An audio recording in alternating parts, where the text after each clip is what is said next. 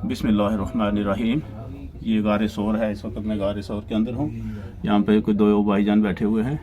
ये बिल्कुल ऊपर से कवर है, जैसे कि ये छत होता है किसी मकान का। तो इसमें सोने की जगह तो नहीं है, अलबत्ता इतनी जगह है कि आदमी बैठकर इसमें नमाज अदा कर सके, खड़े होकर नहीं अदा कर सकता, क्योंकि इसकी जो हाइट है ये लगभग 4.5 फुट होगी या इससे कम होगी, उससे ज़्यादा नहीं है। तो ये एक दो पौड़ियाँ यहाँ बनाई हुई हैं। ये वो जगह है कि जहाँ नबी रहमत सल्लल्लाहु अलैहि वसल्लम और हज़रत अबू बकर सिद्दीक़ ने 3 दिन गुजारे थे। और यहाँ नीचे से यहाँ पहुँचने तक हमें 1 घंटा और 20 मिनट लगे हैं। कुछ लोग तो कह रहे थे 3 घंटे लगेंगे, कुछ ने कहा 1 घंटा लगेगा, लेकिन वो 1 घंटे वाली बात साबित हुई, सही साबित हुई, सच साबित हुई, क्योंकि हम तो आहिस्ता आहिस्ता चलते रहे, क्योंकि आज रमज़ान है, 13 रमज़ान है। ज़्यादा तेज़ चल नहीं सकते थे, उसके मुताबिक नहीं हो सकते, क्योंकि डिहाइड्रेशन का ख़तरा रहता है, पानी के कम होने का। आहिस्ता आहिस्ता चल कर भी 1 घंटे 20 मिनट में पहुँच गए हैं।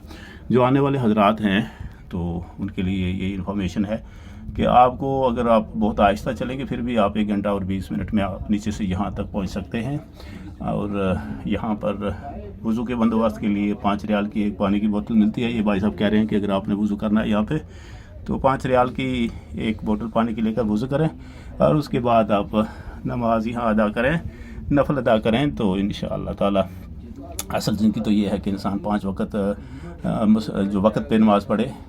अल्लाह ताला का फरमान है बिस्मिल्लाहिर्रहमानिर्रहीम, इन्नस्सलाता कानत अलल मुमिनीना किताबम मौक़ूता, कि बेशक नमाज मुसलमानों पे वक्त मुकर्रर पर फ़र्ज़ की गई है।